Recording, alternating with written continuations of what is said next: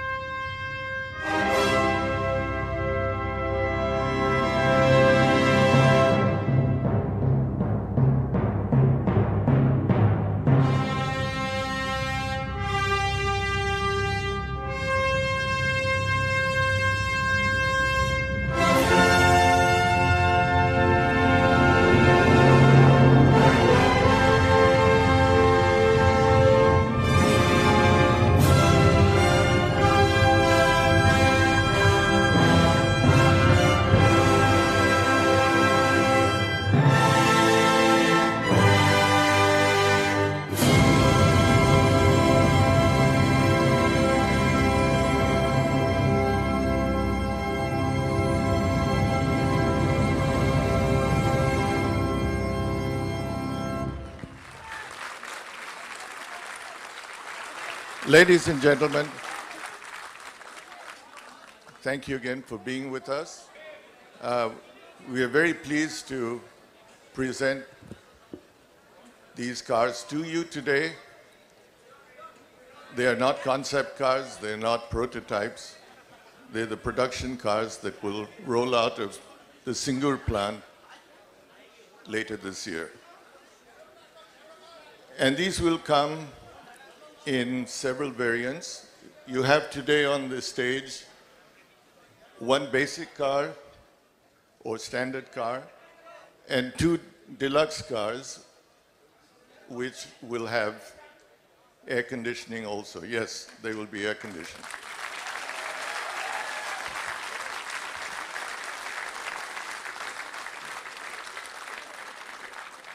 This has been referred to as one man's dream, and indeed it was. But it took a tremendous amount of teamwork to convert this or translate this into reality.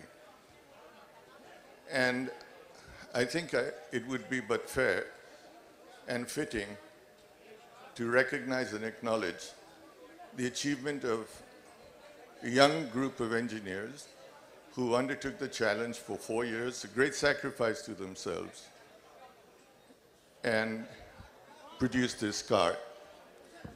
I'd like to acknowledge Girish Wagh, who headed the team. Girish, would you come up here? And some of his team members who are here with him. There are close to 500 people in the team, and obviously not all of them can be here. So on behalf of all of us, we'd like to acknowledge on behalf of the company what the team has been able to do, all 500 of them. I would also like to ask Ravi Kant uh, Prakash Talang and Rajiv Dubey to join me up here at this time.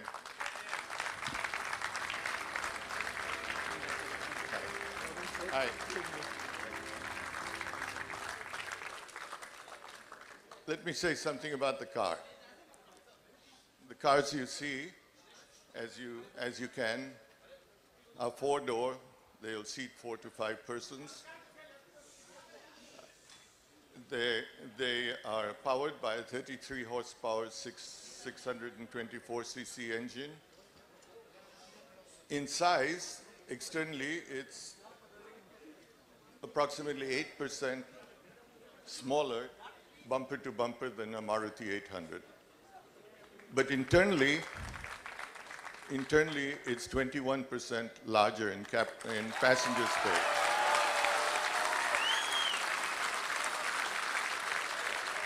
Fuel economy, in terms of mileage, it'll be around 20 kilometers per liter or approximately 50 miles a gallon.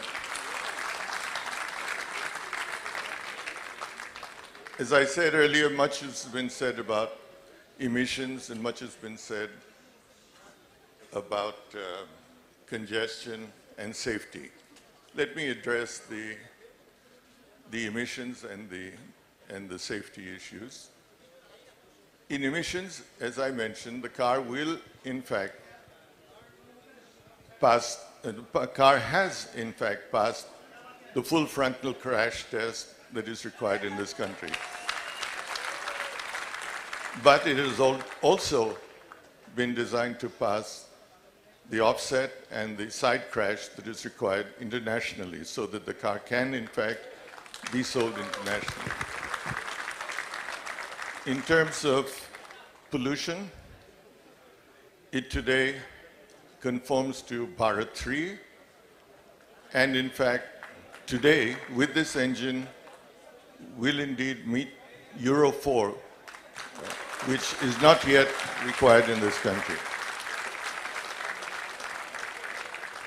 So,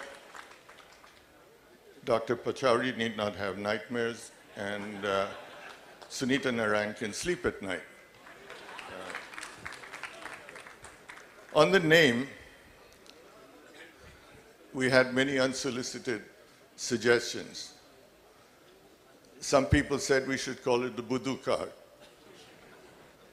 Others said we should call it Mamta, or Despite Mamta. Then we decided we'd call it Nano because it connotes high technology and small size. So we stayed with the name. Finally, all of you have been conjecturing about the price. And since we commenced this exercise 4 years ago, we're all aware that there has been a very steep increase in input prices of steel, tires, and various and sundry other inputs. Bearing all this in mind, I would like to announce today that the standard car will in fact will have a dealer price of 1 lakh only.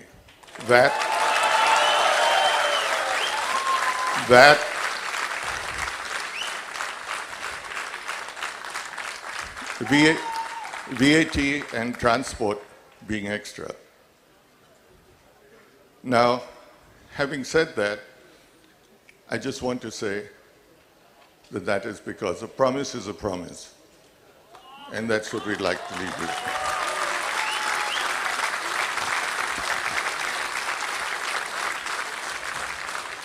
So with that, I'd like to express, on behalf of our board, our thanks to all the people in Tata Motors, all the vendors that have put their faith in us, the dealers who have stood by us, and the government that has been with us. I would like to recognize the presence of 2 ministers who've taken the time and the trouble to be with us, Minister of Heavy Transport and Kamal Nath, Minister of Commerce, greatly appreciate your being with us today and sharing this time with us. I believe it's, for us, a milestone, and I hope we can make a contribution in the country. And it's very, very great to have you in our midst. Thank you for sparing the time.